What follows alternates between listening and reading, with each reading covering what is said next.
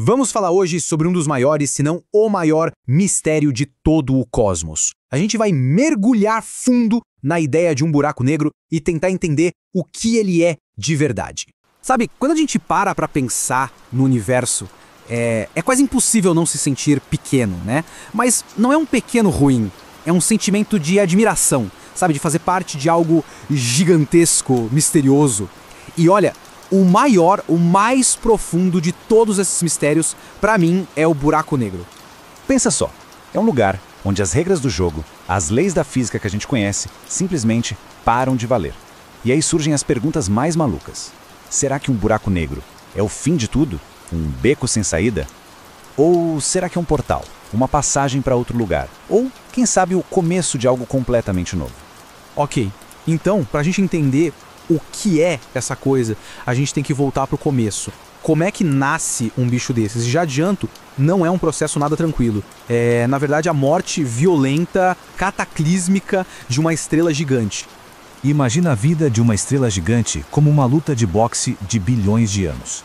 De um lado, a energia da fusão nuclear, dando socos para fora. Do outro, a gravidade, uma força absurda, puxando tudo para dentro. Só que uma hora, o combustível da estrela acaba. A energia para de lutar. E aí, a gravidade ganha. E ganha feio. Ela vence de forma avassaladora. A estrela inteira desaba sobre si mesma, esmagando o próprio núcleo num ponto de densidade infinita. A singularidade. E aí a gente tem as duas partes principais do buraco negro. Primeiro, a singularidade. Pensa num ponto minúsculo, menor que um átomo, mas que tem a massa de várias estrelas esmagadas ali dentro. É absurdo. E em volta disso, tem o que a gente chama de horizonte de eventos. Imagina uma linha invisível no espaço. Uma fronteira. Se essa linha for cruzada, já era. Não tem mais volta. A gravidade ali é tão, mas tão forte que nem a luz, que é a coisa mais rápida que existe, consegue escapar. E aqui que as coisas ficam muito, mas muito estranhas. O tempo enlouquece. A relatividade de Einstein entra em cena com tudo. Imagina só, se a gente estivesse longe, olhando uma nave cair no buraco negro, a gente veria ela ir cada vez mais devagar, até parecer que congelou na borda e depois sumir. Mas para quem tá dentro da nave, o tempo tá passando normal. A pessoa não ia perceber essa câmera lenta. Ela só ia sentir o espaço-tempo se tornando uma esteira rolante sem volta, levando ela direto para a singularidade. Bom, isso tudo leva a gente para a primeira grande ideia, a mais sombria talvez. A de que o buraco negro é isso, o fim. Um beco sem saída cósmico. Tudo que cai ali dentro é simplesmente apagado, destruído. Só que essa ideia, por mais simples que pareça, cria um problemão, um nó na cabeça dos físicos. A pergunta é a seguinte: e a informação? Pensa em tudo que faz uma coisa ser o que ela é. A informação que compõe uma estrela ou um livro, com todas as suas palavras. Quando isso cai no buraco negro, essa informação, ela some para sempre? Porque se a resposta for sim, a gente tem um problema sério. Isso quebra uma das regras mais sagradas da física. Esse é o famoso paradoxo da informação. É que a física diz com todas as letras: informação nunca se perde, nunca é destruída, ela só se transforma. Pensa de novo no livro. Se você queimar ele, a informação das páginas vira cinza, fumaça, calor. Mas, tecnicamente, ela ainda está lá, espalhada. Só que o buraco negro parecia ser o único lugar do universo que simplesmente deletava a informação. E isso tirou o sono de muitos cientistas por décadas. Aí entra em cena o gênio, Stephen Hawking. Ele chegou com uma peça fundamental desse quebra-cabeça. Ele sacou que por causa de uns efeitos da física quântica bem na bordinha do buraco negro, eles não são totalmente negros. Eles emitem uma energia muito, muito fraquinha, a radiação Hawking. E por causa disso, eles vão perdendo massa muito, muito devagar. E um dia, depois de trilhões de anos, eles evaporam. Ok, se o buraco negro evapora, a informação tem que sair de algum jeito. Mas como? A teoria mais aceita hoje em dia é de explodir a cabeça. É o tal do princípio holográfico. A ideia é que a informação, na verdade, nem entra no buraco negro. Ela fica grudada, codificada na superfície, no horizonte de eventos. E aí, conforme o buraco negro vai evaporando, essa informação é liberada de volta para o universo bem devagarinho. É uma ideia que faz a gente pensar se a nossa realidade inteira não é só uma projeção. Beleza, vamos deixar o fim de tudo de lado por um instante e ir para a segunda possibilidade. E essa aqui parece que saiu direto de um filme de ficção científica. E se o buraco negro não for um fim, mas sim uma passagem, um portal, um atalho no tecido do espaço-tempo. É que a matemática da teoria da relatividade permite uma coisa chamada ponte de Einstein-Rosen. O apelido é bem melhor, buraco de minhoca. Para entender, pega uma folha de papel e marca 2 pontos, um em cada ponta. O caminho mais curto é uma linha reta, certo? Mas e se você dobrar o papel e furar os 2 pontos juntos? Você cria um atalho. Essa é a ideia do buraco de minhoca. Um túnel que ligaria a entrada, o nosso buraco negro, a uma saída, um tal buraco branco, em outro ponto do universo, ou quem sabe em outro universo inteiro. Claro que tem um pequeno detalhe nessa viagem. Perto da singularidade, a gravidade é tão mais forte nos seus pés do que na sua cabeça, por exemplo, que qualquer coisa seria esticada até virar um fio de espaguete feito de átomos. É sério. Os cientistas com um humor meio macabro deram até um nome para isso: espaguetificação. E mesmo que desse para sobreviver à espaguetificação, tem mais. Os cálculos mostram que esses túneis seriam super instáveis. Eles se fechariam mais rápido do que a luz conseguiria atravessar. Para manter um desses aberto, a gente precisaria de um tipo de matéria exótica, com gravidade negativa. Uma coisa que empurra ao invés de puxar, algo que a gente nunca viu. Então assim, na matemática pode até ser que funcione. Na prática, é uma viagem bem improvável. Ok. Se não é o fim, e se não é um portal, o que sobra? Bom, a gente chega na terceira possibilidade. E essa, para mim, é a mais bonita, a mais poética de todas. E se um buraco negro não for sobre morte, nem sobre viagem, mas sim sobre nascimento? E se eles forem as sementes de novos universos? O nome dessa teoria é fecundidade cósmica. A ideia é que as condições lá no fundo da singularidade são muito parecidas com as do nosso próprio Big Bang. Então talvez cada singularidade seja o gatilho para um novo Big Bang. Um Big Bang que cria um universo bebê, em outra dimensão inacessível pra gente. E aí a gente para pensar, e se o nosso próprio universo nasceu assim? De um buraco negro num outro universo mãe? E o mais legal disso é que essa teoria pode resolver um outro mistério. Por que as leis da física no nosso universo parecem tão perfeitas para permitir que a vida exista? Seria uma espécie de seleção natural cósmica. Pensa comigo. Universos que têm leis que criam muitos buracos negros são os que mais se reproduzem, certo? Com o tempo, esses universos se tornam os mais comuns. A gente só existe para poder observar isso porque vivemos num desses universos férteis. Então, no fim das contas, qual é a resposta certa? É um fim, um portal ou um começo? A verdade é que a gente não sabe. O que acontece do lado de lá do horizonte de eventos está, por definição, escondido da gente para sempre. Mas é essa busca, é essa vontade de entender o desconhecido que move a ciência para frente. E essa busca já nos levou a coisas que pareciam impossíveis, como tirar uma foto. A primeira foto real da sombra de um buraco negro. O M87 Star, que está a 55 milhões de anos-luz daqui. Essa imagem é a prova definitiva de que essas coisas não são só matemática no papel. Elas existem. Elas são reais e estão lá fora. No final das contas, os buracos negros nos lembram dessa verdade profunda. Eles podem ser túmulos cósmicos, portais secretos ou berços de universos. Talvez sejam tudo isso. E é essa incerteza, essa vastidão de possibilidades que nos faz continuar olhando para cima, sempre com mais perguntas do que respostas. E às vezes as coisas mais comuns, aquelas que estão ao nosso redor o tempo todo, são as que guardam os maiores mistérios. E esta é a história de como a gente tentou desvendar um dos maiores deles, a própria luz. Então vamos pensar qual seria o mistério mais familiar do universo, algo que está literalmente em todo lugar, mas que a humanidade levou milênios para sequer começar a entender. Pois é, a luz. Provavelmente a primeira coisa que a gente percebe sobre o universo, e talvez uma das últimas que a gente vai compreender por completo. Para começar essa história, a gente precisa voltar bastante no tempo, lá para a Grécia Antiga. Naquela época, o mistério da luz estava totalmente amarrado a uma pergunta ainda mais básica: como é que a gente enxerga? E basicamente, existiam duas grandes ideias competindo. A de Platão, que era bem poética, dizia que nossos olhos funcionavam como lanternas, sabe? Emitindo raios que iam lá e tocavam as coisas. Já Aristóteles pensava o contrário, que os objetos é que mandavam pequenas cópias de si mesmos que entravam nos nossos olhos. Por séculos, o debate ficou só no campo da filosofia.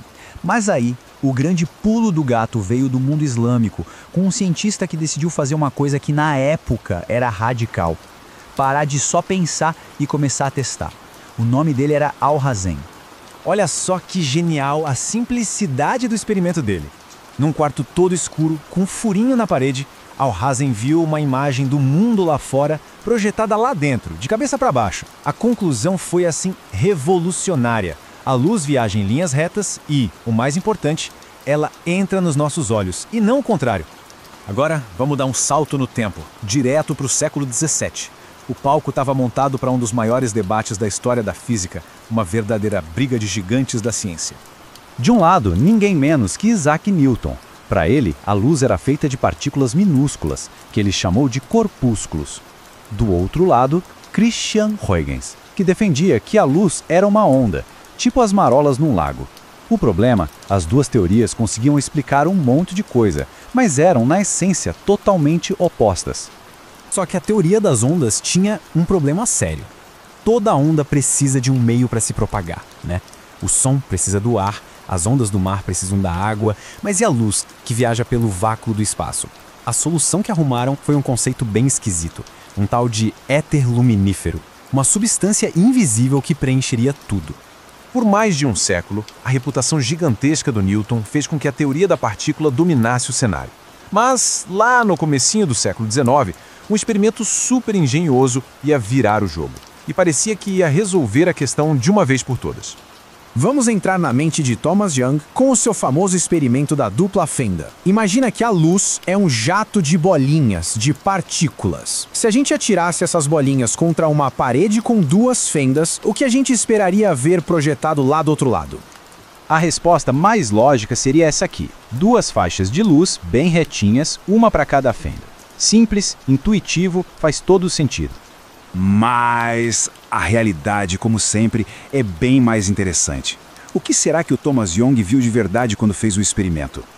Ele viu isso, um padrão super complexo com várias faixas de luz e escuridão intercaladas. Essa, meus amigos, é a assinatura digital inconfundível de ondas. Elas passam pelas fendas e interferem umas com as outras, se somando em alguns pontos e se anulando em outros. A conclusão parecia óbvia. A luz era uma onda.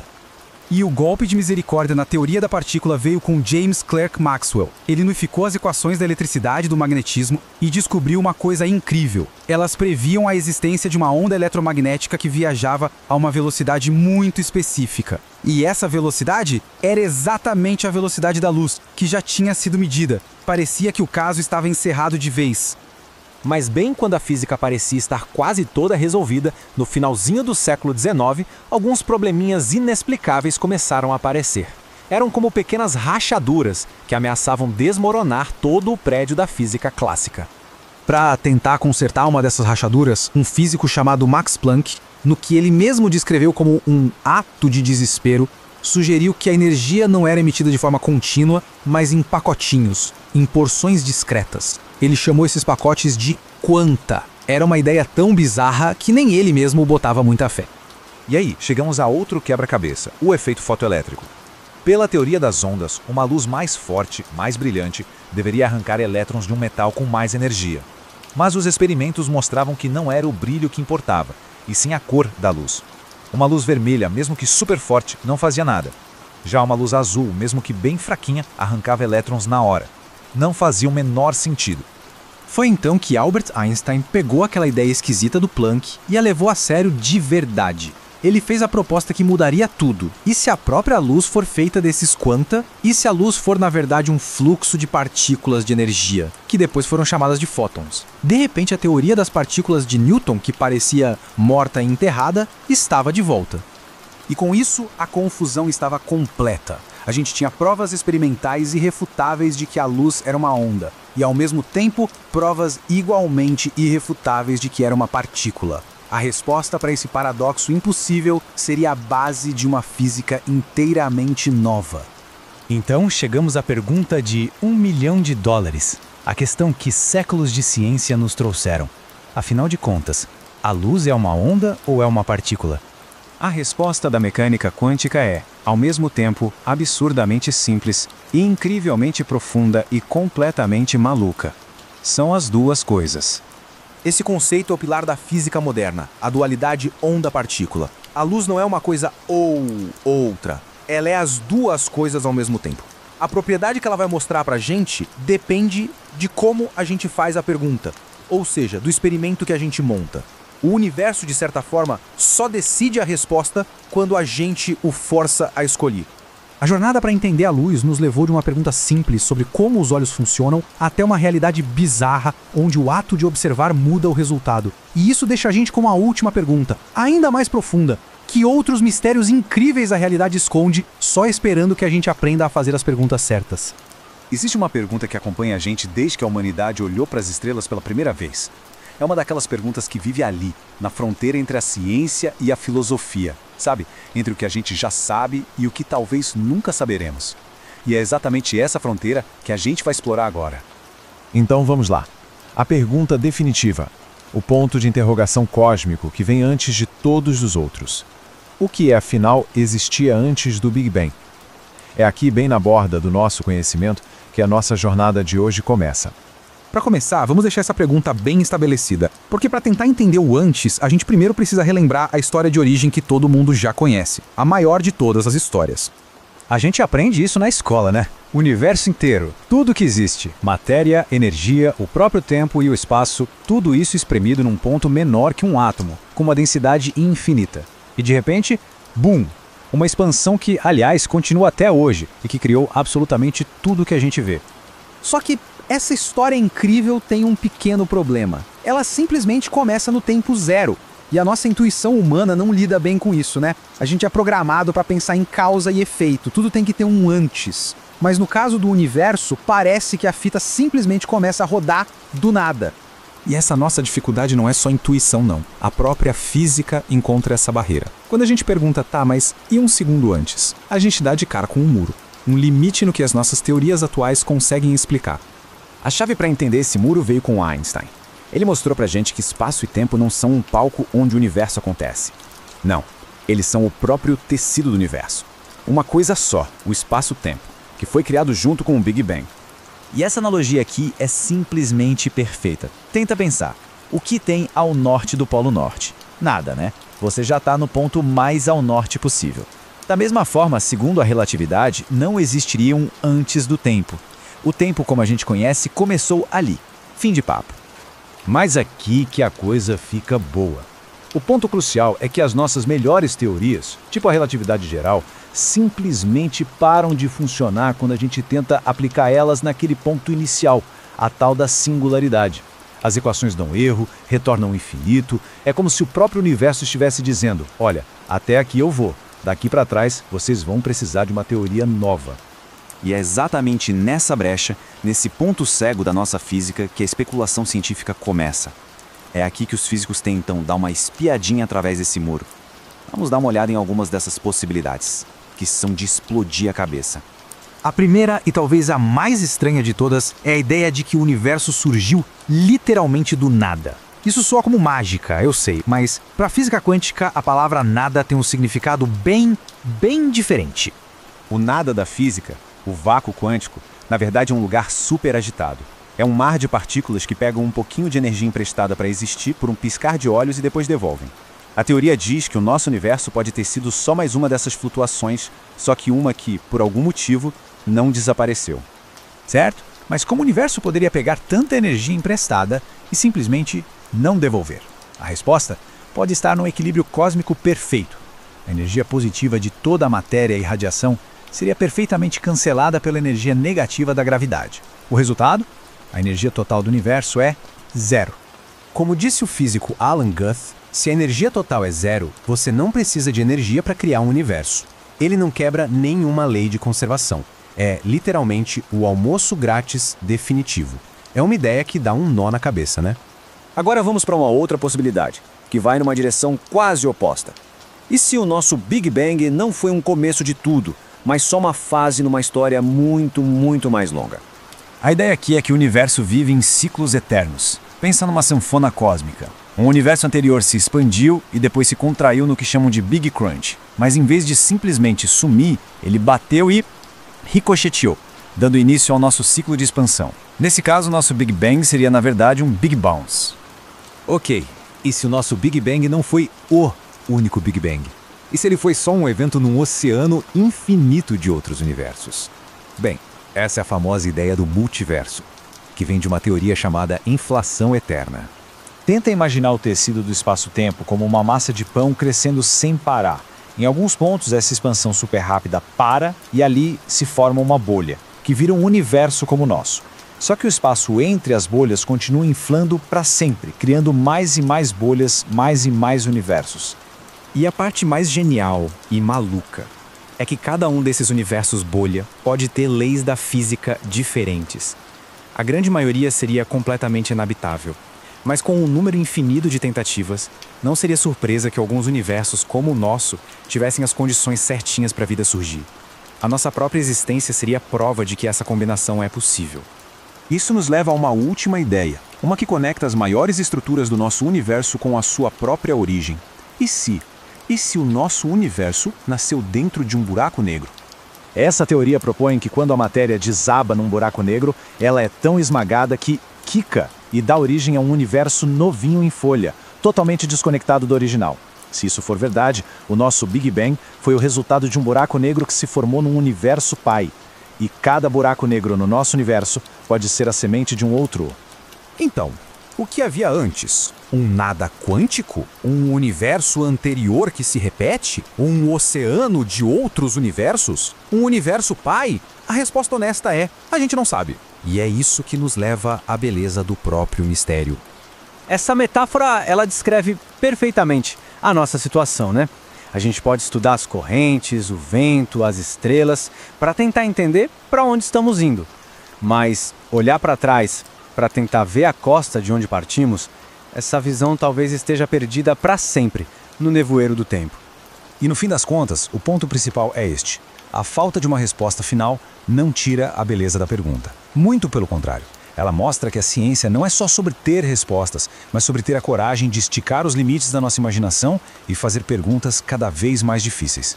Portanto, da próxima vez que a gente olhar para o céu numa noite estrelada, a gente vai estar olhando para esse muro que esconde o antes. E nesse escuro imenso mora o maior de todos os mistérios. Não é um vazio para a gente ter medo, mas sim um convite. Um convite para se maravilhar, para questionar e, finalmente, para aceitar que fazemos parte de algo imenso e profundamente misterioso. Hoje a gente vai investigar uma coisa que, olha, a gente vive, sente, mede todos os dias, mas que talvez a gente não entenda de verdade. Uma força que comanda a nossa vida do começo ao fim. É isso mesmo, vamos falar sobre o tempo. E a pergunta que fica no ar, a pergunta central de toda essa nossa análise, é bem direta. O tempo é real? Sabe, ele existe de verdade, independente da gente? Ou será que ele é, na verdade, uma grande construção da nossa mente? Uma ferramenta que a gente criou para conseguir dar algum sentido para o universo? É só parar para pensar um pouquinho. Quando a gente está se divertindo, nossa, as horas voam, né? Agora numa situação chata, esperando numa fila, cada minuto parece uma eternidade. Isso já dá uma pista de que a nossa experiência com o tempo não é nada constante. Pelo contrário, ela é super maleável, totalmente influenciada pelas nossas emoções. E é exatamente aí que o verdadeiro enigma começa a aparecer. Porque essa nossa percepção, essa sensação tão pessoal do tempo, entra em choque, mas em choque direto com o que as leis mais fundamentais da física dizem sobre como a realidade funciona.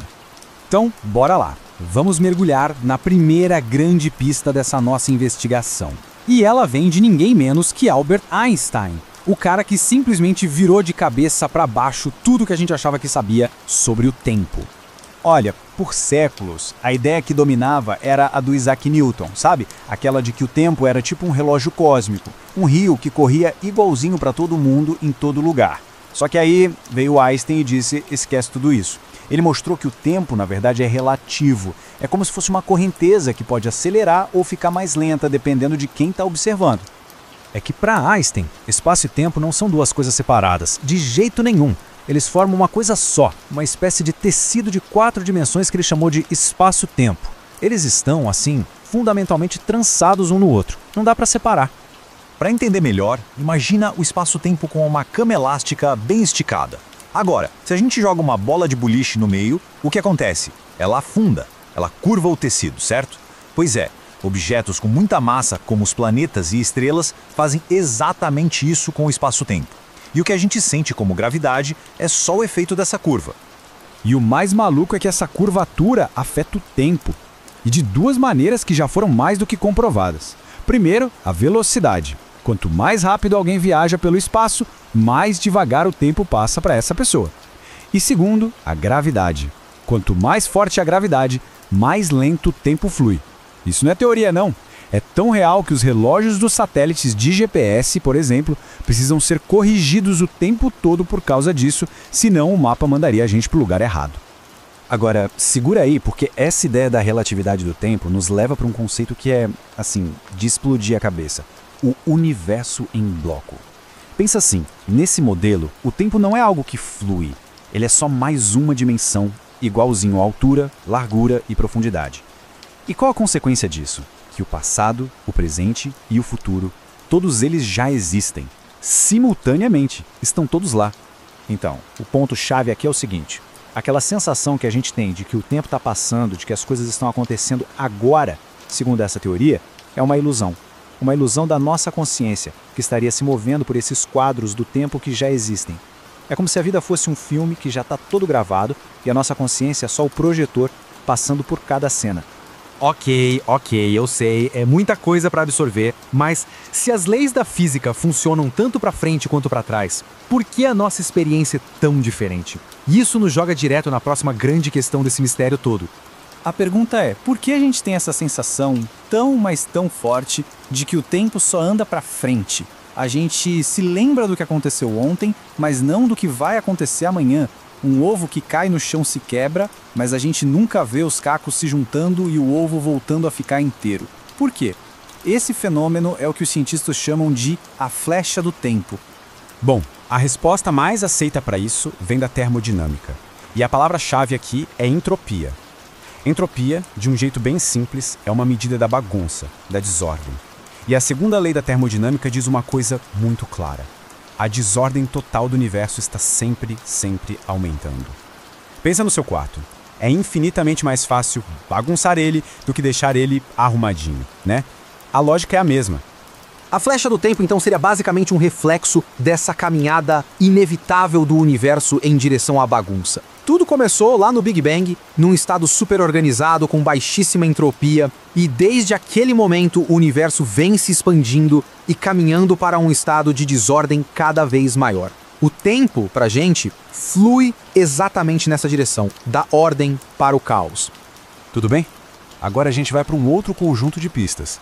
E se tudo parecia estranho até agora, se prepara, porque a gente vai olhar para as menores escalas da realidade e para o funcionamento da nossa própria mente. Aí a coisa fica esquisita de vez. O mais bizarro é que quando a gente olha para o mundo quântico, o mundo das partículas subatômicas, a flecha do tempo some, desaparece. As leis da física que descrevem esse mundo funcionam do mesmo jeito. Não importa se o tempo está andando para frente ou para trás. Para elas, tanto faz. Isso levou alguns físicos a uma ideia bem radical. E se o tempo não for algo fundamental no universo? E se ele for, na verdade, uma propriedade emergente? Ou seja, algo que surge a partir de outra coisa. Nesse caso, do emaranhamento quântico. É tipo a temperatura. Uma única molécula não tem temperatura, mas um monte delas se agitando juntas, e isso sim cria a sensação de quente ou frio. O tempo poderia ser algo parecido, surgindo das conexões quânticas. E a nossa mente? Como fica nessa história? Bom, a neurociência mostra uma coisa fascinante. O nosso cérebro é um editor de realidade. Ele pega tudo que os nossos sentidos captam, visão, som, tato, que chegam em tempos ligeiramente diferentes e junta tudo num pacote só para criar a ilusão de um agora perfeitamente sincronizado. Ele basicamente edita a realidade pra gente. E a consequência disso é de cair o queixo. Por causa desse tempinho que o cérebro leva para processar e editar tudo, a nossa consciência está sempre um pouco atrasada. É isso mesmo. A gente está, na prática, sempre vivendo uma fração de segundo no passado. O agora que a gente sente, na verdade, já aconteceu. Ufa, certo. Depois de passar por Einstein, entropia, física quântica e até neurociência, vamos tentar juntar todas as peças desse quebra-cabeça. Que conclusão a gente pode tirar sobre o grande enigma do tempo? Tem uma analogia, uma metáfora, que ajuda muito a gente a entender essa confusão toda entre a nossa experiência e o que a física diz. É pensar no tempo como se fosse a interface de um computador, a tela que a gente usa. Funciona assim, olha só. Na tela do computador, a gente clica em pastas, arrasta ícones. É uma interface super útil para a gente usar a máquina, certo? Mas aquilo não é a realidade do computador. A realidade são bilhões de zeros e uns pulsos elétricos. A interface só simplifica. A ideia é que o tempo, com essa sensação de passado, presente e futuro, seria a nossa interface para a vida. Uma versão simplificada que a gente usa para navegar numa realidade muito mais complexa e estática que a física descreve. E pensar nisso, em vez de ser algo assustador, pode ser libertador. Porque se o tempo é, em grande parte, uma construção da nossa percepção, isso nos dá um poder incrível. A gente não pode voltar no relógio, claro, mas a gente pode mudar a nossa relação com o tempo. A gente pode diminuir a ansiedade com o futuro, o peso do passado e escolher viver o presente de uma forma muito mais intensa. No final das contas, o mistério do tempo nos joga de volta no mistério da própria consciência. A busca por essas respostas já muda a forma como a gente enxerga tudo. E isso deixa a gente com uma última reflexão. Se o tempo é, em grande parte, uma experiência construída por nós, como é que a gente escolhe viver o nosso agora? Vamos começar com uma viagem um pouco diferente. Não é para ser uma história de terror sobre o fim do mundo, nada disso. Pense nisso como a biografia épica do nosso planeta, sabe? Contada numa escala de tempo que, bom, vai muito, muito além da nossa. Vamos nessa? Pois é, todo mundo já sentiu isso, né? A gente olha para o céu e tem essa sensação de que tudo é permanente. A Terra, o Sol, eles parecem constantes, o nosso porto seguro nesse cosmos gigantesco. É, literalmente, o chão debaixo dos nossos pés. Só que essa constância toda é, na verdade, uma ilusão. Uma ilusão criada pelo nosso tempo de vida que é curtíssimo em escala cósmica. Então, e se a gente pudesse, sei lá, apertar um botão de fast forward pro tempo e assistir a história toda, do jeitinho que a gente está agora, até o destino final do planeta? Bom, é exatamente essa a viagem que a gente vai fazer. Uma viagem de bilhões de anos para entender essa saga cósmica da Terra. E olha, essa jornada não começa com uma explosão, com um grande evento. Não, ela começa de forma quase imperceptível, como um sussurro que vem do coração do nosso sistema solar. O processo por trás disso é fascinante, de verdade. Lá no núcleo do Sol, o que ele está fazendo o tempo todo é transformar hidrogênio em hélio. É a fusão nuclear. E conforme ele vai envelhecendo, esse processo fica mais eficiente. O resultado, a nossa estrela brilha um pouquinho mais a cada milênio que passa. E, para ter uma ideia em números, a cada 100 milhões de anos, o brilho do Sol aumenta mais ou menos 1%. Parece nada, né? 1%. Mas quando a gente fala de tempo geológico, tempo profundo, essa porcentagem minúscula é o motor de uma transformação planetária gigantesca. É o gatilho, é o que dá início a tudo que vem a seguir. Então vamos avançar um pouco no tempo para ver no que isso dá. Esse aquecimento lento, gradual, mas constante do Sol, ele vai levar à primeira grande, e digo grande mesmo, catástrofe na biografia da Terra, a perda dos seus oceanos. O problema aqui é um ciclo vicioso, uma bola de neve. Pensa comigo. Mais calor do Sol, certo? Isso faz mais água dos oceanos evaporar. Só que o vapor d'água é um gás de efeito estufa superpotente, então ele prende ainda mais calor na atmosfera. E mais calor significa mais evaporação. É uma espiral sem controle. Os cientistas têm um nome para isso: efeito estufa úmido descontrolado. E o resultado final disso? O nosso planeta se transforma num inferno de vapor. Os oceanos vão literalmente ferver. A atmosfera vai ficar densa, sufocante, e toda a vida complexa, plantas, animais, tudo que a gente conhece, simplesmente não vai ter como sobreviver. E não para por aí. Lá em cima, na atmosfera, a radiação do Sol, que está cada vez mais forte, vai quebrar as moléculas de água. O hidrogênio, que é super leve, vaza, escapa para o espaço para sempre. Já o oxigênio que sobra, ele basicamente enferruja as rochas do planeta. É um processo lento, mas implacável. Molécula por molécula, a Terra vai perdendo toda a sua água para o espaço. O resultado disso tudo é um mundo irreconhecível. Aquele nosso planeta azul, vibrante, cheio de vida, ele se transforma num deserto global, seco, estéril. Pense numa versão maior e mais quente de Marte. Um mundo que guarda, só nos fósseis, a memória de que um dia teve vida. Mas se parece que a história acaba aqui, não. Ela está longe de terminar. Na verdade, agora que a gente entra na fase mais dramática da vida do Sol. É quando a transformação dele se torna realmente violenta. Só para a gente se situar no tempo, o Sol hoje está mais ou menos na metade da sua vida.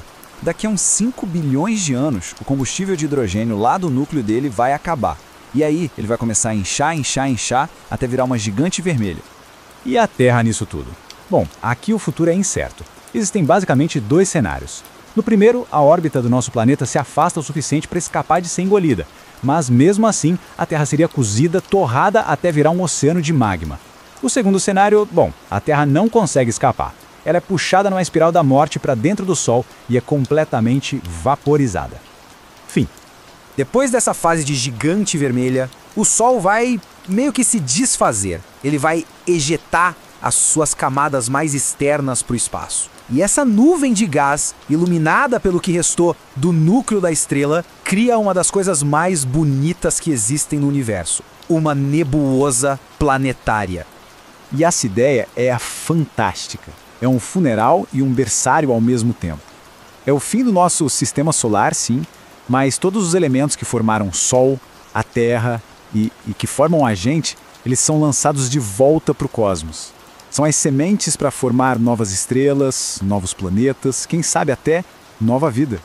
E agora a gente chega no ato final, o fim da linha para nossa estrela e para o que sobrou do sistema solar. É o longo e silencioso crepúsculo. Lá no meio daquela nebulosa toda, fica o que sobrou do Sol, o seu cadáver estelar, uma anã branca. Pensa só, é um núcleo de carbono e oxigênio, mais ou menos do tamanho do nosso planeta, da Terra, mas com a massa de uma estrela inteira. É uma das coisas mais densas que existem no universo. E a Terra? Se por um milagre ela sobreviveu a tudo isso, se ela ainda estiver lá como uma rocha queimada, esse vai ser o seu destino final. Um mundo congelado, sem ar, orbitando em silêncio essa brasa cósmica que vai se apagando bem devagarinho, banhada por uma luz fraca, quase fantasmagórica. E agora a gente entra em escalas de tempo que são difíceis até de imaginar. Depois de trilhões de anos, essa anã branca vai esfriar por completo, até se tornar uma anã negra, invisível. A Terra, se ainda existir, pode ser simplesmente ejetada, arremessada para o vazio do espaço. Ou, segundo algumas teorias, os próprios átomos do planeta podem se desintegrar, dissolvendo tudo em pura energia ao longo de eras e eras. Ufa! Depois dessa viagem toda até o fim dos tempos, vamos voltar. Vamos trazer o nosso foco de volta para onde a gente começou. Pro agora, para este exato momento. Essa viagem toda pelo futuro distante nos ensina algo fundamental. A nossa era, este momento em que a Terra é um paraíso, com água líquida e vida, é uma janela de oportunidade. Uma janela incrivelmente curta e preciosa e frágil na história do universo. Então, o ponto principal aqui não é o fim, é a transformação. A história da Terra não é só sobre destruição. O nosso planeta não vai simplesmente sumir. Ele vai se tornar parte de algo novo. Ele devolve seus átomos para o cosmos. E essa ideia é poética, mas é real. O mesmo processo estelar que um dia vai desmantelar o nosso mundo é exatamente o mesmo processo que o criou, lá atrás, a partir da poeira de outras estrelas que morreram. É o grande ciclo cósmico. Criação, destruição e renascimento. No fim das contas, talvez a ideia mais poderosa seja essa, o fato de que a gente está aqui, agora, conscientes, nesse breve momento cósmico, capazes de entender essa história toda. Talvez seja isso que dá significado a tudo. De certa forma, a gente é o universo se tornando consciente de si mesmo, testemunhando a sua própria beleza e a sua própria impermanência. Olha, tem uma coisa acontecendo agora, nesse exato instante, que desafia completamente a nossa percepção da realidade. E não é nada místico, é física pura. Física fundamental. É um fluxo, sabe? Invisível, incessante, que está atravessando a gente a cada segundo que passa. Então, vamos mergulhar nisso. 100 trilhões. Esse é o número. É um número tão absurdamente grande que é até difícil de processar. Pois é exatamente isso. 100 trilhões de partículas fantasmagóricas que vêm lá do Sol acabaram de passar pelo corpo de cada pessoa no planeta. Elas atravessam a Terra inteira como se ela nem existisse. Sabe, para elas a gente é praticamente transparente. Essas são as partículas fantasma do universo, os neutrinos. E a história de como a gente descobriu essa loucura toda, bom, ela começa com um quebra-cabeça que estava deixando os físicos lá do início do século XX de cabelo em pé. O problema todo estava num processo chamado decaimento beta. A lei mais sagrada da física, a da conservação de energia, era bem clara. A energia antes e depois de um evento tem que ser a mesma. Só que, quando os cientistas mediam isso, a energia observada era sempre menor. Tinha a energia sumindo, desaparecendo no ar. E essa era a pergunta que assombrava todo mundo. Era um verdadeiro escândalo na física. Alguns chegaram a sugerir o impensável. E se a lei da conservação de energia simplesmente não funcionasse o tempo todo em escala subatômica? Imagina só. E foi aí que entrou o físico Wolfgang Pauli. Ele teve uma ideia que ele mesmo chamou de desesperada. Ele pensou, e se a energia que está faltando estivesse sendo levada embora por um tipo de ladrão invisível? Uma partícula nova, sabe? Sem carga, com uma massa minúscula que simplesmente ninguém conseguia ver. Ele estava tão inseguro com essa ideia maluca que, em vez de apresentar pessoalmente numa conferência, ele escreveu uma carta para os colegas. E a carta começava com essa saudação genial. Ele estava fazendo algo que um físico teórico nunca deveria fazer. Sugeria a existência de algo que não se pode detectar. Bom, uma coisa é propor uma partícula fantasma no papel. Outra, completamente diferente, é encontrar essa partícula. Como é que você captura um fantasma? A caçada levou mais de 20 anos. A resposta veio de um dos lugares mais potentes do planeta. Os físicos Frederick Rains e Clyde Cowan decidiram usar um reator nuclear, que é basicamente uma fábrica de neutrinos, para o experimento deles. E o nome que eles deram? Projeto Poltergeist. Perfeito, né?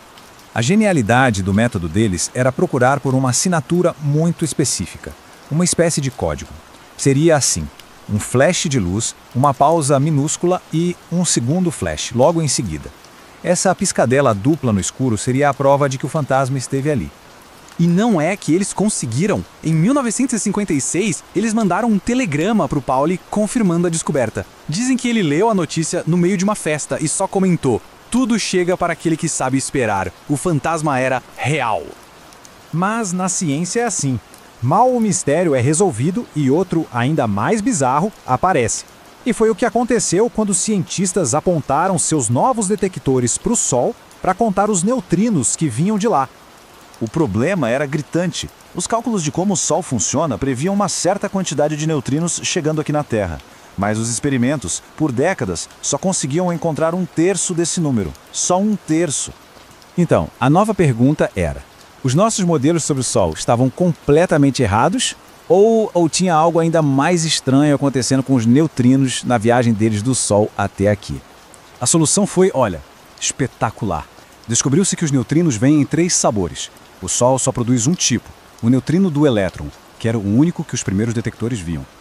A ideia radical foi que talvez eles pudessem mudar de sabor no meio do caminho. E isso foi provado de uma vez por todas pelo experimento SNO, lá no Canadá. Ele foi projetado para detectar os 3 sabores. E, bingo! Quando somaram todos os tipos, o número total batia perfeitamente com a previsão. Os neutrinos não estavam sumindo, eles só estavam trocando de disfarce. Então, aqui está o ponto crucial da história. Para que os neutrinos consigam fazer essa mágica, mudar de identidade, um fenômeno que a gente chama de oscilação, eles precisam ter massa. Pode ser uma massa minúscula, quase nada, mas não pode ser zero. E essa descoberta, ela abalou o modelo padrão da física, que era a nossa teoria mais fundamental sobre tudo, e que partia do princípio de que eles não tinham massa nenhuma. E isso tudo nos leva ao mistério final, o mais profundo de todos. Um que conecta essa partícula minúscula à origem de tudo que a gente conhece. Hoje, o neutrino está no centro de algumas das maiores perguntas da física, mas principalmente esta última aqui: por que o universo é feito de matéria?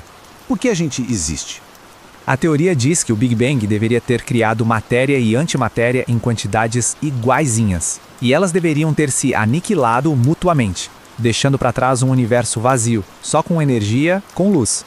Mas, por algum motivo, um desequilíbrio minúsculo permitiu que um pouquinho de matéria sobrevivesse. E essa sobra somos nós, são as galáxias, é tudo.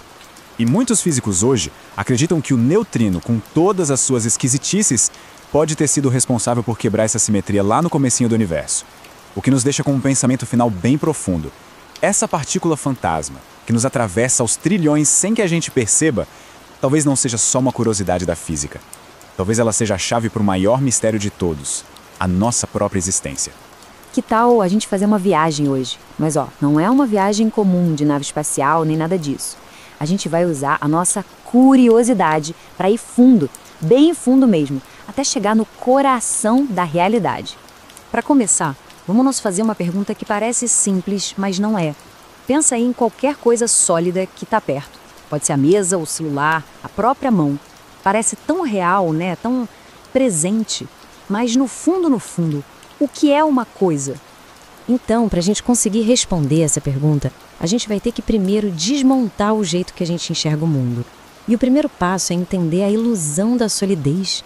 Vamos pegar a mão como exemplo. Olhando assim, parece uma coisa só, né?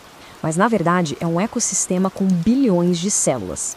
E se a gente for mais fundo, cada célula é feita de um monte de moléculas. E as moléculas são só um arranjo de átomos. É como se a gente estivesse dando um super zoom na matéria. Beleza, chegamos no átomo. E o que é um átomo? Aquela imagem que a gente aprende na escola, sabe? Do sistema solar em miniatura. Ajuda a visualizar, mas a realidade quântica nossa é muito mais esquisita. O elétron não é uma bolinha girando certinho. É mais como uma nuvem de probabilidade, uma onda de potencial. É aqui que a nossa ideia de coisa sólida começa a derreter. E o espaço entre o núcleo, que é minúsculo, e essa nuvem de elétrons. Então, é vazio. É isso mesmo, quase todo átomo é espaço vazio. Pensa só no que isso quer dizer. Toda a matéria, tudo que a gente vê e toca, nosso próprio corpo, é feito basicamente de nada. Ué, mas se é tudo vazio, por que as coisas parecem sólidas? Aí que está o pulo do gato. A solidez é uma ilusão. O que a gente sente, na verdade, é repulsão. As nuvens de elétrons dos átomos da nossa mão e as nuvens de elétrons da mesa, por exemplo, se repelem, elas se empurram. A gente nunca toca de verdade em nada. O que a gente sente é essa força, essa resistência. E nosso cérebro entende isso como sólido. Isso já é uma ideia de explodir a cabeça, né? Mas calma que a viagem não terminou. A gente vai continuar mergulhando, ainda mais fundo. Agora, direto para o coração do átomo, o núcleo. Lá dentro do núcleo, a gente encontra os prótons e os nêutrons. Por muito tempo, a galera achava que eles eram o fim da linha, as partículas fundamentais. Mas não. Hoje a gente sabe que eles também são feitos de coisinhas ainda menores, os famosos quarks. Olha só que legal. Um próton tem 2 quarks up e 1 down. Já o nêutron tem 1 up e 2 down. E é aqui que a realidade fica mais maluca ainda. A força que gruda os quarks, a tal da força nuclear forte, é bizarra. Pensa num elástico. Quanto mais se estica, mais forte ele puxa de volta, né? É exatamente assim com os quarks. E se for aplicada energia para tentar arrebentar esse elástico? Essa energia vira matéria e cria um novo par de quarks. Ou seja, é impossível separar um, eles estão presos para sempre. Ok, então chegamos nos blocos de construção finais, os quarks, certo? Bem, não exatamente. É agora que a nossa jornada fica realmente profunda. A gente vai ter que abandonar de vez essa ideia de blocos de construção. Isso tudo leva a gente para a pergunta mais importante de todas, a que abre a porta para a grande revelação da física. Peraí, se tudo é feito de partículas, que são feitas de outras partículas que nem podem ser separadas, afinal de contas, o que é uma partícula? A resposta que a teoria quântica de campos dá para isso é, sinceramente, uma das ideias mais bonitas que existem. Uma partícula não é uma coisa, não é um pedacinho de matéria. É uma vibração, uma pequena ondulação num campo de energia invisível que preenche o universo inteiro. E a consequência disso é, uau, fascinante! Isso quer dizer que não existem bilhões e bilhões de elétrons espalhados por aí. O que existe é um único campo de elétrons para todo o universo. E cada elétron que a gente vê é só uma vibraçãozinha nesse campo. O mesmo vale para os quarks, para os fótons, para tudo. A realidade, na sua essência, é uma sinfonia de campos invisíveis. E a matéria? A matéria é só a música que esses campos tocam quando vibram. Ok, isso explica o que as partículas são. Mas por que algumas vibrações têm massa e outras não? Boa pergunta. E para responder, vamos para a última parte da nossa análise. Para explicar a massa, os físicos imaginaram mais um campo que preenche tudo, o campo de Higgs. E a melhor forma de pensar nele é como se fosse um tipo de melaço cósmico, completamente invisível. É o seguinte, a massa não é algo que a partícula tem. É o resultado da interação dela com esse melaço. Partículas como o fóton da luz, passam direto por ele, sem nenhuma resistência. Por isso, não tem massa.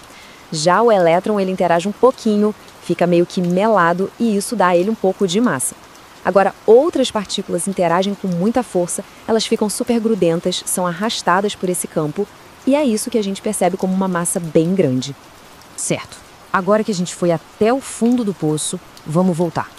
Dar um zoom out e juntar todas as peças desse quebra-cabeça para entender como tudo isso muda o que a gente acha que somos.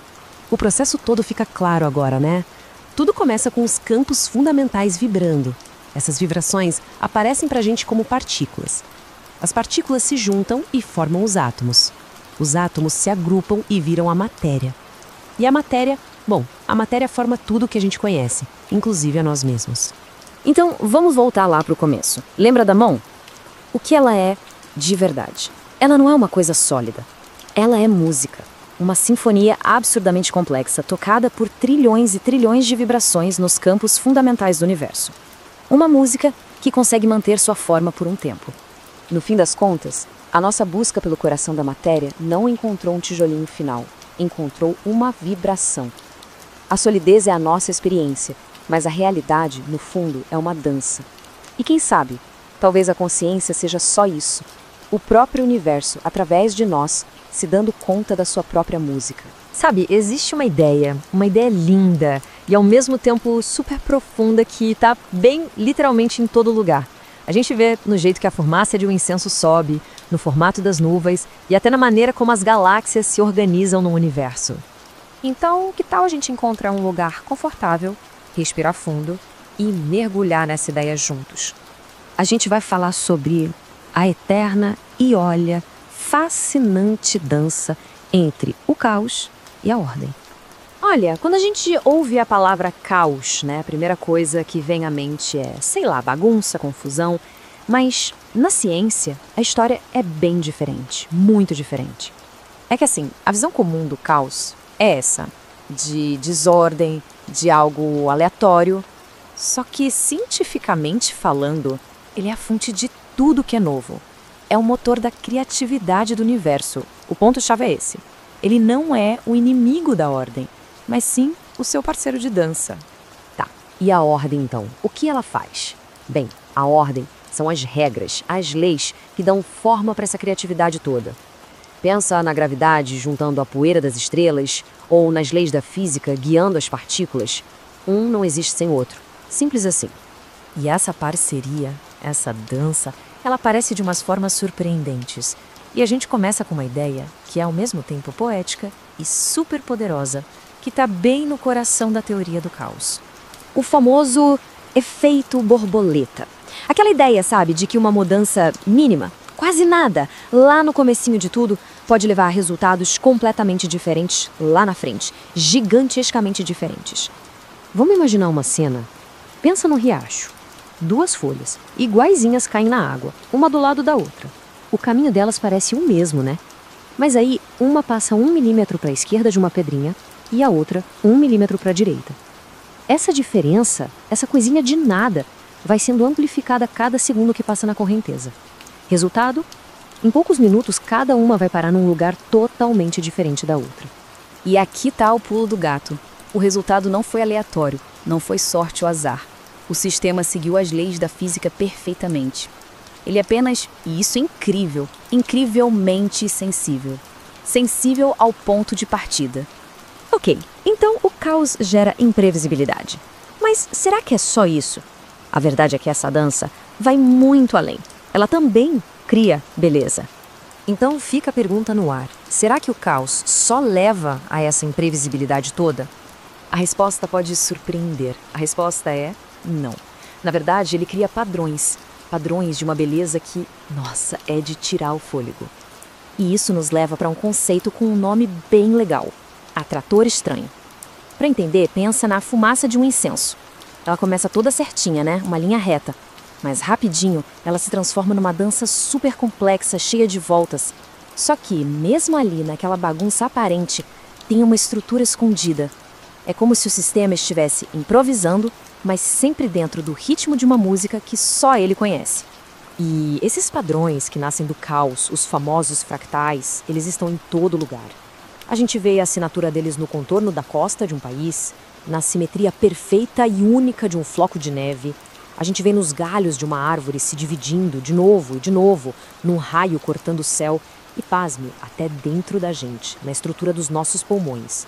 É isso, a natureza não usa régua, ela usa o caos para esculpir. E se a gente acha isso incrível aqui na Terra, essa dança se torna algo grandioso quando a gente olha lá para cima, para o cosmos. Pensa só, se o universo, lá no comecinho, fosse perfeitamente liso, uniforme, a gravidade não teria onde pegar. Nada ia acontecer. Seria um lugar estático. Mas a realidade não foi assim. Existiam flutuações quânticas minúsculas, imperfeições. E foram essas imperfeições, as asas de borboleta do universo, as sementinhas de toda a estrutura que a gente vê hoje. E aí, ao longo de milhões, bilhões de anos, a ordem, a força da gravidade, foi pegando esse caos inicial e amplificando. E dessa interação nasceu a teia cósmica, sabe? Aquela estrutura gigantesca, fractal, de galáxias e vazios. É dessa dança que continua até hoje que nascem as estrelas, os planetas, tudo. E olha que interessante. Mesmo em sistemas que parecem super estáveis, como o nosso sistema solar, o caos está lá, escondido. Existe uma coisa chamada problema dos 3 corpos, que basicamente mostra que se você pegar um sistema de 2 corpos e adicionar só mais um, o futuro de longo prazo dele se torna matematicamente imprevisível. Mas essa dança toda não acontece só lá fora, entre as galáxias. Ela acontece aqui, dentro da gente, no nível da biologia e da nossa consciência. A evolução da vida é o exemplo perfeito disso. O caos entra com as mutações genéticas, que são aleatórias, trazendo novidade. E a ordem? A ordem é a seleção natural, que vai lá e filtra quais dessas novidades funcionam melhor no ambiente. É a parceria perfeita. E na nossa mente, a mesma coisa. O caos é a criatividade, aquelas conexões que surgem do nada, os momentos de eureka. E a ordem é a lógica, o planejamento, o raciocínio passo a passo. A gente precisa dos dois. Um equilibra o outro. Então, no final das contas, o que é o universo? Ele não é uma máquina de relógio super previsível. E também não é uma explosão sem sentido nenhum. Ele é uma obra de arte. Uma obra de arte que está sempre evoluindo, pintada com as cores vibrantes do caos e contornada pelas linhas firmes da ordem. E nós somos parte disso. Somos o universo tomando consciência dessa dança incrível, caótica e linda. A grande questão que fica, então, é: a gente está parando para apreciar a música? Sabe, todo mundo tem aqueles momentos, né, que a gente para e pensa: e se? Poxa, e se eu tivesse aceitado aquele outro emprego? E se eu tivesse pegado a outra rua naquele dia? São tipo umas janelinhas que a gente abre na nossa cabeça, sabe? Para dar uma espiada naquelas vidas que a gente não viveu. Normalmente, a gente fecha essas janelinhas e, bom, volta pro nosso mundo. Mas e se? E se cada um desses caminhos que a gente não seguiu fosse tão real quanto esse aqui? Olha, essa ideia que parece coisa de filme de ficção científica tá bem no coração da física teórica hoje em dia. A gente está falando do conceito do multiverso.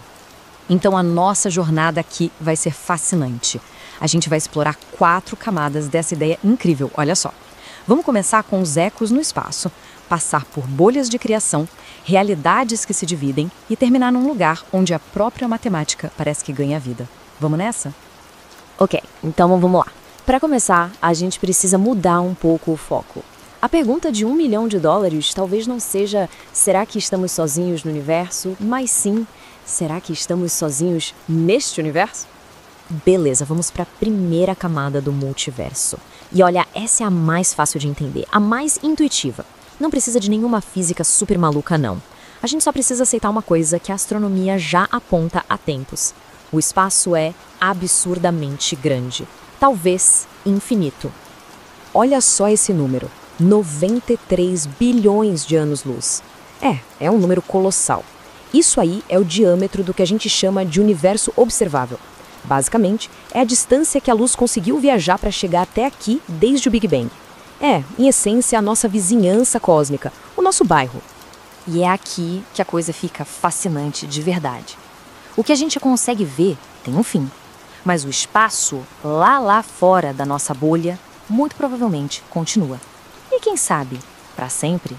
É essa ideia, essa premissa de um espaço infinito que é a chave para a gente entender a primeira camada do multiverso. A lógica por trás disso é até simples, mas é muito poderosa. Pensa comigo. Se o espaço é infinito, mas as formas de organizar as partículas são finitas, claro, é um número gigantesco, mas ainda assim finito. Então, uma hora, os padrões têm que se repetir. É inevitável matematicamente. É que nem ter um baralho de cartas infinito. Uma hora, a mesma sequência de cartas vai ter que aparecer de novo.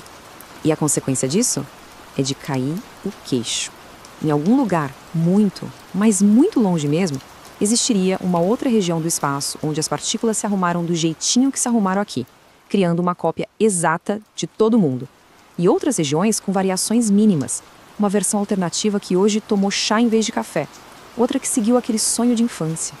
Todas as possibilidades estariam lá, existindo, só por uma questão de probabilidade no espaço infinito. Ok, se a primeira camada já pareceu incrível, se prepara. A segunda camada leva essa ideia para um outro patamar. Agora, a gente não está mais falando de cópias perdidas no nosso próprio espaço. Não, estamos falando de universos inteiramente separados, bolhas de realidade nascidas do próprio processo do Big Bang. Funciona assim. A teoria da inflação eterna, ela meio que dá um upgrade na ideia do Big Bang. Em vez de ter sido uma explosão única, um evento que aconteceu e acabou, a inflação do espaço-tempo seria um processo contínuo. Pensa numa massa de pão que nunca para de crescer e de vez em quando, solta umas bolhas. Cada uma dessas bolhas vira um universo inteiro. E aqui está o pulo do gato. Em cada um desses universos bolha, as leis da física poderiam ser completamente diferentes. A gravidade poderia ser mais forte ou mais fraca, a massa das partículas, a força da energia, tudo poderia ter, digamos, configurações diferentes. A maioria desses universos seria, sei lá, inabitável, estéril. Mas alguns, por puro acaso, teriam as condições certinhas para a vida surgir. E por que isso é tão genial? Porque oferece uma solução super elegante para um negócio que os físicos chamam de problema do ajuste fino. O nosso universo não seria especial, ele é só um dos muitos que, estatisticamente, ganhou na loteria cósmica, sabe? Surgiu com as regras certas para que estrelas, planetas e, no fim das contas, vida pudesse existir.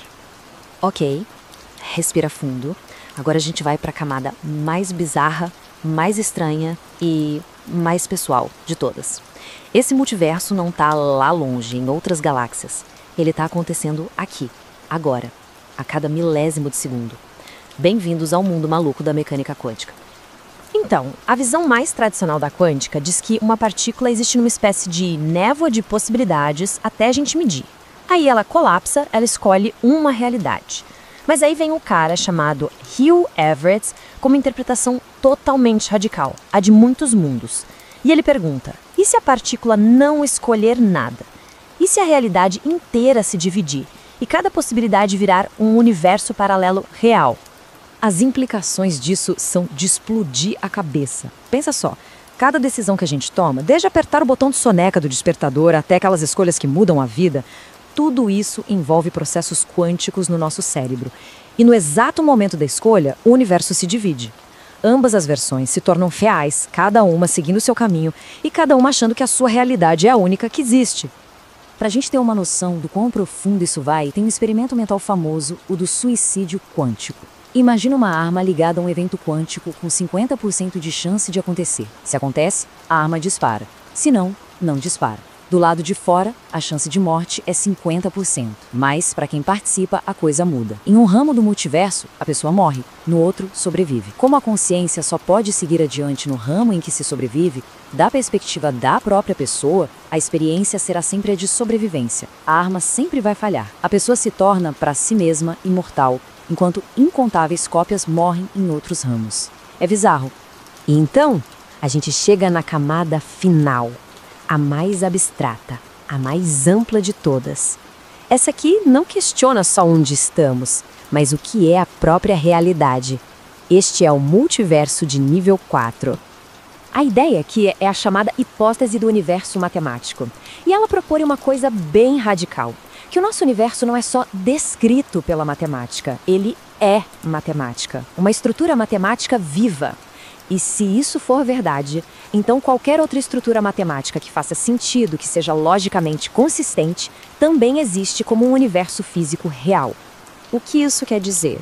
que basicamente qualquer conjunto de leis físicas que a gente consiga imaginar, desde que não tenha uma contradição interna, existe em algum lugar. Um universo com só 2 dimensões de espaço existe. Um com gravidade que empurra em vez de puxar? Também. Um universo que segue a lógica de um sonho? Pois é. É a coleção definitiva, o pacote completo de todas as realidades possíveis. Bom, depois de viajar por essas 4 camadas, a gente volta para a pergunta do começo, né? O que tudo isso significa para a nossa vida? Para o nosso senso de quem a gente é? Olha, pensar sobre essas coisas pode realmente mudar a nossa perspectiva. Sabe, o peso daquela decisão errada, ele diminui um pouco quando a gente imagina que em outro ramo, a outra escolha também foi feita e ela é tão real quanto a nossa. A dor de uma perda pode ser suavizada com a ideia de que, em outro universo, aquele reencontro aconteceu. A experiência individual não é apagada, claro, mas ela vira parte de algo muito, muito maior. Então isso nos torna únicos ou nos torna menos importantes? Essa é a grande questão filosófica. E talvez a resposta seja as 2 coisas. Cada vida é uma sequência única de eventos. Mas, ao mesmo tempo, cada vida é uma nota numa sinfonia cósmica gigantesca. Uma melodia única, mas que faz parte de um conjunto infinito de variações. Claro, é super importante a gente manter os pés no chão. Por enquanto, tudo isso ainda está no campo da teoria. São previsões das nossas teorias mais avançadas, coisas que nascem das equações que descrevem o nosso mundo. A gente não pode viajar entre esses universos, não tem uma prova direta de que eles existem. Mas a ciência não para, ela continua avançando. E enquanto a gente não tem a resposta final, ficamos com mistério, com essa maravilha toda. E para aquela pergunta, será que existe uma outra versão minha em algum outro lugar? A física teórica nos dá uma possibilidade de tirar o fôlego. A de que a resposta, sussurrada pelas leis do cosmos, seja um retumbante e infinito sim. Sabe quando se olha para o céu numa noite bem escura? A primeira coisa que vem à mente é silêncio, né? Aquele silêncio profundo, imenso. Mas e se esse silêncio todo for, na verdade, uma ilusão? E se o universo o tempo todo estiver cantando uma música, uma canção super complexa e que nunca para? Pois é, essa é a pergunta que a gente vai investigar hoje. É que assim, todo mundo aprendeu na escola que o som não se propaga no vácuo, certo? E isso tá certíssimo, pelo menos pro som que a gente conhece, o som que chega nos nossos ouvidos. Acontece que o cosmos tem outras maneiras de se comunicar, sabe? Umas linguagens que a gente só agora está começando a decifrar, a traduzir. Essa é a imagem que a gente tem, né? Um balé incrível de galáxias, estrelas, tudo acontecendo num silêncio absoluto. Só que a realidade, olha, é bem mais barulhenta e, por que não, musical do que a gente pensa. A ciência, felizmente, nos deu um jeito novo de escutar. Vamos entrar então na nossa primeira parte, o silêncio aparente do espaço. A pergunta é, como é que a gente ouve algo que, em teoria, é inaudível? Bom, o segredo está em transformar um tipo de informação em outro. E é aqui que a mágica acontece de verdade. O nome dessa ferramenta de tradução é sonificação. Pensa assim, os cientistas pegam todos aqueles dados brutos que chegam das sondas espaciais, dos radiotelescópios, são basicamente um monte de números medindo frequências e intensidades, e eles convertem tudo isso para uma faixa de som que o ouvido humano consegue captar. É genial! E o processo é até que bem direto, sabe? Primeiro, os instrumentos lá no espaço captam as vibrações reais do plasma, dos campos magnéticos, enfim. Depois, essas frequências, que normalmente são ou altas demais ou baixas demais para a gente ouvir, são ajustadas para a nossa faixa de audição. E o mais legal é isso. O resultado não é uma música inventada, uma simulação. É uma tradução real, fiel, da vibração daquele lugar do universo. Beleza, vamos para a nossa segunda parte, a música do sistema solar. Nossa viagem sonora vai começar pertinho de casa, no nosso quintal cósmico mesmo. Chegou a hora de ouvir o que os planetas têm a dizer. E a nossa primeira parada é ele, o gigante Júpiter. O campo magnético dele é uma coisa absurda, gigantesca. Funciona como uma armadilha gigante para as partículas que vêm do vento solar. E essa interação, que é super violenta, cria ondas de rádio potentíssimas, principalmente lá perto das auroras dele. E aí, o que será que a sonda Juno ouviu por lá? Olha, foi uma verdadeira tempestade sonora. A gravação mostra uns estalos, uns assobios bem agudos e tudo isso em cima de um zumbido grave, constante. Parece trilha sonora de filme de ficção científica, de verdade. É literalmente a tempestade magnética de Júpiter cantando pra gente. De Júpiter a gente segue viagem para Saturno. E lá a música fica diferente, mais etérea. A sonda Cassini ficou mais de 10 anos por lá só gravando o ambiente eletromagnético. E o que ela encontrou foi de cair o queixo. O som de Saturno é hipnótico. Ele nasce da interação das ondas de plasma com os anéis e as luas do planeta. A melhor analogia é essa mesmo. É como se cada pedacinho de gelo nos anéis fosse a corda de uma harpa cósmica gigante. E o vento solar vai lá e toca suavemente essas cordas, criando essa melodia que é ao mesmo tempo complexa e meio fantasmagórica. Ok, hora de ir mais longe. Terceira parte, as vozes das estrelas. Agora a gente deixa o nosso sistema solar para trás e vai ouvir a música que vem das próprias estrelas. Vamos começar com os pulsares. O que é um pulsar? Imagina o resto super denso de uma estrela que explodiu. É isso. E eles giram numa velocidade absurda, soltando feixes de radiação que nem um farol no meio do cosmos. E cada pulso de radiação que a gente detecta aqui na Terra pode virar uma batida de música.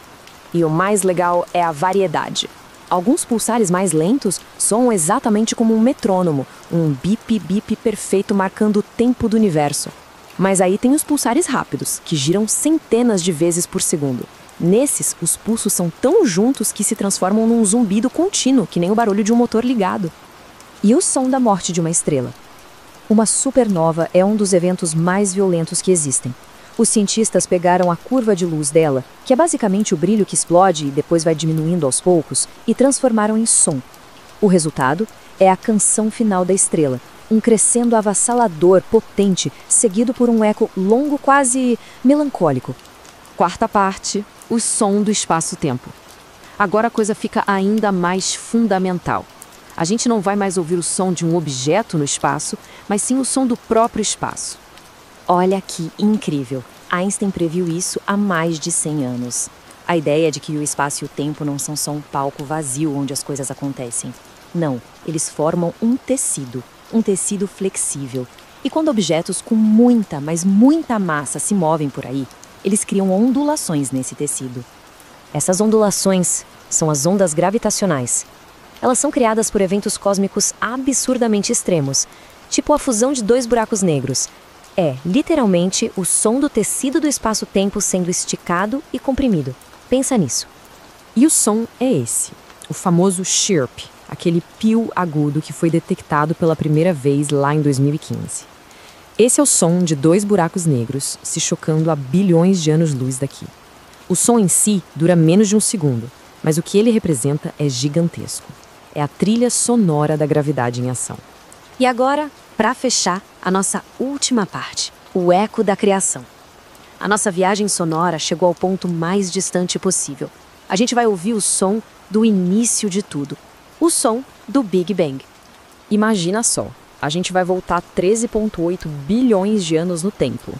Estamos falando da radiação cósmica de fundo. Basicamente, é a primeira luz do universo, tipo uma foto do cosmos quando ele era um bebezinho, com só 380 mil anos de idade. E aí os cientistas fizeram o seguinte, pegaram as variações minúsculas de temperatura nessa radiação antiga e transformaram em som. E o que a gente ouve? Um zumbido grave, profundo, quase visceral. Esse som são as ondas de pressão que viajavam pelo universo quando ele era só uma sopa quente e que ficaram congeladas no tempo.